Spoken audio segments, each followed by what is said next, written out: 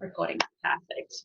All right. Well, good morning, ladies, and welcome to our Perfectly Imperfect Mums Call on Monday, the 13th of April, 2020.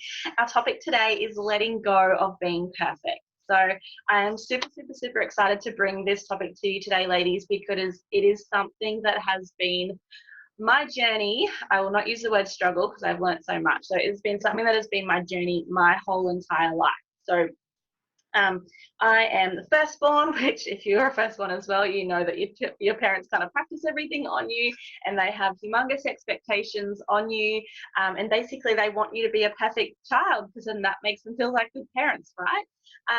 And I kind of had the experience that my dad in particular, like things would happen like, I'd have a maths exam and I'd get 98% on my maths exam and he'd be like, well, what happened to the other 2%? And I sort of perceived that as a really kind of horrible upbringing because nothing I ever did was ever good enough. I look back now, so grateful for all the work I've done, because I look back now and I know that he just saw so much potential in me. And he was just trying to spur me on to be even better, because we can all grow and we can all learn. But yeah, I really took on board the belief that I was not good enough. Nothing I ever did was ever good enough. And if I wasn't perfect, I wasn't good enough, right? So my dad had this saying that was excellence honors God and inspires men, which is awesome. Excellent is amazing and it is inspiring, but my mind twisted it and said perfection is inspiring. You have to be perfect or else. You have to be perfect or you're not good enough. So what I've learned is that deep down, every single one of us have the belief that we're not good enough. We all have that. And at the moment, with obviously social media being so prominent, all we get to see are people's highlight reels and the parts of themselves that they want to show others. So we're seeing a lot of other people's highlights, their good things, their perfection. And we kind of think we're the only ones that have stuff going on, right? We think we're the only ones that have this belief that we're not good enough, but everybody else has their own stuff going on. They just all have it behind closed doors. Like you don't, broadcast your crap all over Facebook. Why would somebody else? So you're just seeing that kind of that front that they want to let you see. So I've got 5 steps for us, or 5 tips for us ladies with letting go of being perfect. So the very first one is accepting that you'll never be perfect. Like, hallelujah, I'll never be perfect. Yes, good. I'm so glad about that, because it was so funny. My first kind of moment that I realized I didn't want to be perfect anymore was when I was listening to a training call and the ladies said, perfect is boring anyway. And I was like, oh, like I'm a fun, creative person, like boring. Oh my goodness, I don't want to be boring. So all of a sudden being perfect was far less important because it meant that I would be boring. So I was more afraid of being boring than I was of not being perfect. So suddenly I could just let that go, and just accepting that I'll never be perfect. No other human on the entire planet is perfect. Yes, if you can just accept that you'll never be perfect, accept that you'll never make it, because there is always room to grow. There is always room to improve. We're always on a journey. If you're not growing, you're dying. So if you make it and then you stop and you're no longer growing, well, then you're going to be dying. So yeah, just there's always something new to learn. So step 1 is just accepting that you'll never be perfect. So basically that then allows you to just accept yourself as you are. And then when you can accept yourself as you are, anything you want to grow or improve upon is actually then an act of self-love rather than an act of self-hate that I'm not good enough, I'm not perfect.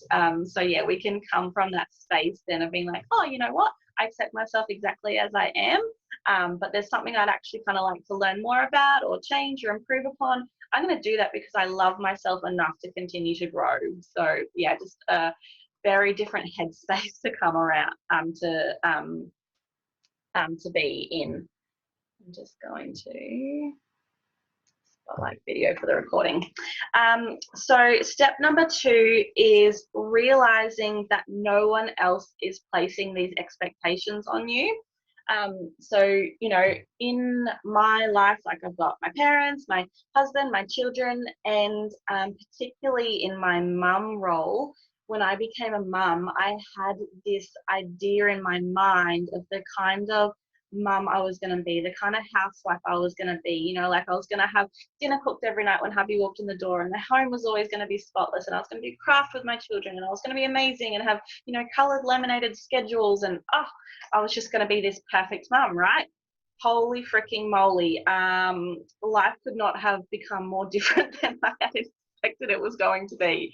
I suffered very strongly with postnatal anxiety. I didn't realize it at the time because I just thought that was normal. I thought that's just how I felt. And I look back now, I realize I was crazy anxious.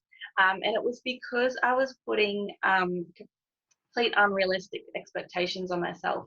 But I didn't see it that way. I saw it as, you know, my husband won't think I'm good enough unless dinner's on the table when he gets home. My husband won't think I'm good enough unless the house is clean. My children won't think I'm good enough if I don't have a laminated timetable of the day, if I'm not doing craft every day, if I'm not reading the stories and doing the maths and whatever. Like I had this assumption that other people expected me to be the perfect mum, the perfect housewife.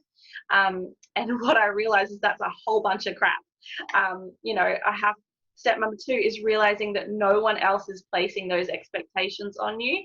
Nobody else expects me to be the perfect mum. Nobody else expects me to be the perfect housewife. They don't have those expectations on me. It's actually all in my own head. So yeah, just step 2 is just realizing that other people don't have an expectation of you to be perfect.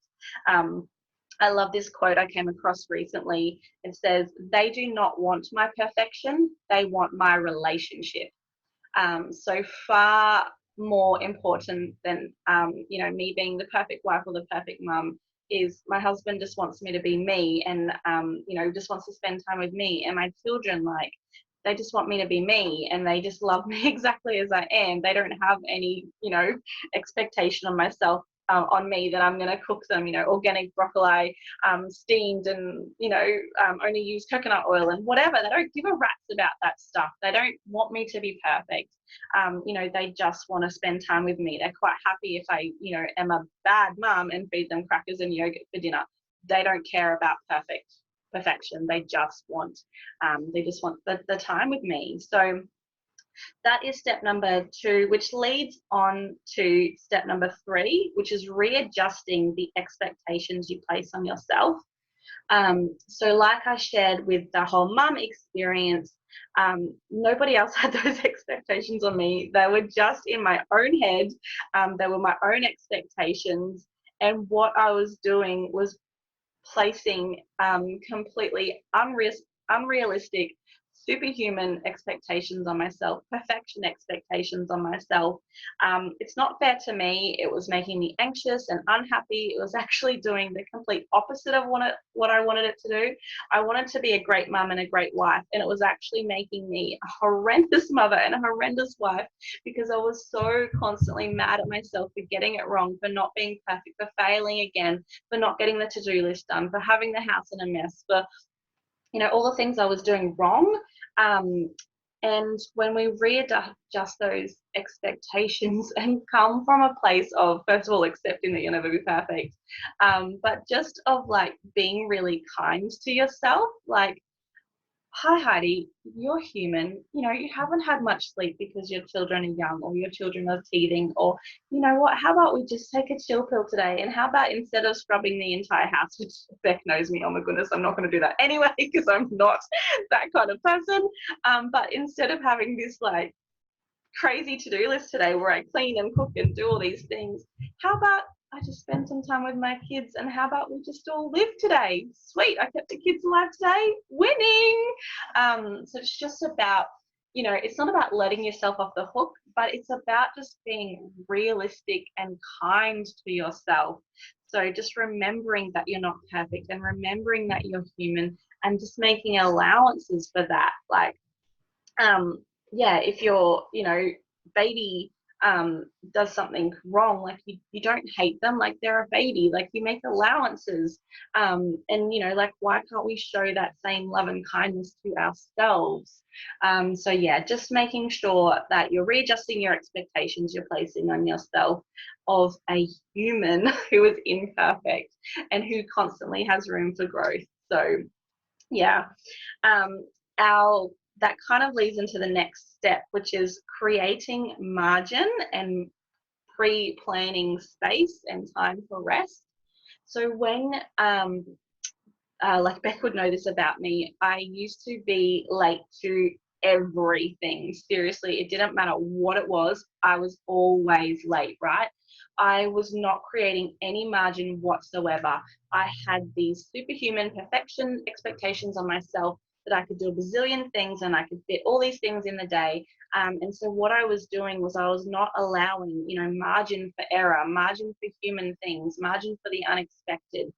You know, I would try to cram everything into my day and do a million things before I had to leave the house. Like, it's not realistic, and it was just making me miserable, making me late, not respecting the time of the people that I was going to go see, because I wasn't creating any margin.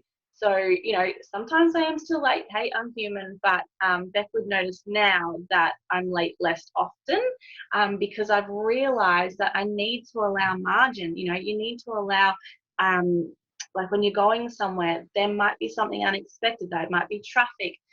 There might be a road closed. You know, the kids, I know kids are a bit bigger now, but like, used to be as soon as you went to leave the house, the baby would poo, right? So you've got to allow margin for these things.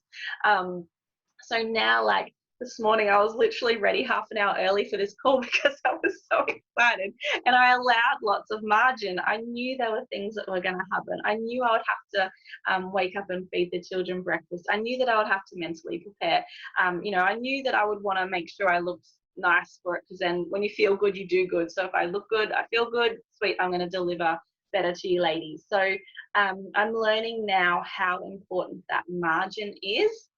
And I also heard a great piece of advice of a leader within an organization that, you know, lots of leaders have to have, you know, meetings during the day with their staff or their employees or their team. And what they used to do, this woman used to do, was set, you know, meetings back to back. You have a half an hour meeting, then you have a half an hour meeting, and she wasn't having any margin in her day whatsoever. So you can imagine that if you get to the end of the day and you've had like a bazillion half an hour meetings, but you haven't left any space to actually action any of the things you talked about. You haven't, you know, left time or space to like email people or get things done. You haven't left any time or space for yourself to breathe or problem solve the things that your team brought to you. You know, who knows people that go to work all day and they don't even eat lunch. They don't even create space or margin for that important thing in their body, like to, you know, to fuel their body. So what this lady then started doing was booking a meeting and then booking a white space, a white noise space. So she might have a meeting and then that, you know, team member would leave the room and then she would just give herself space to stare out the window and let her subconscious problem solve, or space to start emailing and actioning the plans her and her team member had talked about, or space just to breathe and take a cup of coffee and reset for the next person. So that instead of coming from an empty... internet's a little bit dodgy. We'll just hopefully she'll come back. Oh, I can. She will. Hear you. Can you guys hear me now? I can hear you. Hopefully it's just still recording because it's on my computer, so I'll still going and hope that you guys can hear me. So okay, sorry about that, everyone. My internet dropped out, but we are back. So yeah, what I was saying is that instead of that leader coming from an empty place where she's just been bam, bam, bam, bam, bam, meeting after meeting, if she's given herself that margin, that space, then instead of, yeah, coming from an empty cup to serve her team, then she has allowed that breathing space, allowed that margin, maybe had that time, that cuppa, to then serve the next team member who comes in for their their next meeting with a cup that's full. So you can imagine the difference that, you know, a meeting with a leader whose cup is empty as opposed to a meeting with a leader whose mind is clear and whose cup is full and ready to listen and ready to receive your feedback and ready to help and serve you. So that is the huge importance of margin, allowing that, that time and that realistic space in your day, in your schedule, in your plans. So when you do that, then you come from a much better place of, you know, you've realistically been able to be more productive with the things you have been done rather than rushed and busy and feeling unproductive and unfulfilled because nothing has actually been done well. So yeah, that is our fourth step, is creating the margin and pre-planning time and space also for rest, making sure you are eating well, fueling your body well, allowing you to have alone time or things that fill your cup up, allowing you to, you know, exercise or rest or get enough sleep, and being okay that you actually need those things to come from a place to be a happy, healthy version of yourself, who is then going to be a better version when you are, you know, giving to your loved ones. So our final step, ladies, is step number 5, which is celebrate your victories, your growth, and your wins. So if you're coming from that space in the day where you haven't left any margin and you've been unrealistic with your expectations, and you know, you've set yourself 20 different things you had to do that day, and you get to the end of the day and you've actually only done 3, you're going to feel unfulfilled. You might beat yourself up about all the things you didn't get done. Your focus is on what you didn't do rather than focusing on what you did do. So shift that focus and celebrate your wins and celebrate your victories. Get to the end of the day and be like, you know what? I actually did 3 things really, really well. Or yes, I kept the kids alive again today. Or, you know, yes, we all ate food today. Or, you know, I learned something really valuable today. You know, even though the day didn't go perfectly or the way I expected it, you know, I was able to call on my resourcefulness, call on my character. I was able to recognize when I needed some time out. So I gave, you know, I put the TV on and let the kids eat snacks, so then I could go and quietly go and have a cuppa and refuel myself again. So just really focusing on what you did do, focusing on your accomplishments, on your wins, on your victories, because too often we beat ourselves up and we focus on all the things we didn't do, all the things that went wrong, and we can so easily shift our focus and celebrate the things we did do, celebrate our accomplishments, celebrate what we learned, you know, celebrate that, okay, maybe I yelled at the kid 3 times today, but, you know, yesterday I yelled at them 15 times. So, woohoo, go me, like I'm improving. So celebrate your growth. Yeah, celebrate those things, because one of the best pieces of advice I got was actually from Beck, and she said to have a little notebook and jot down all your accomplishments, all your victories, all your growths, all the things you've learned, because, you know, what is wrong is always available, but also what is right, and it's literally up to you to choose what you want to focus on. So ladies, that is our 5 steps to letting go of being perfect. Number 1 is accepting that you'll never be perfect. Number 2 is realizing that no one is placing these expectations on you. Number 3 is readjusting the expectations that you place on yourself. Number 4 is creating margin and pre-planning time for rest. Number 5 is celebrating your victories, your growth, and your wins. So thank you, ladies, for joining us today. I am excited to continue to share and add value with you beautiful ladies. Thank you for being a part of our Perfectly Imperfect Mums call today. Chat soon. Bye.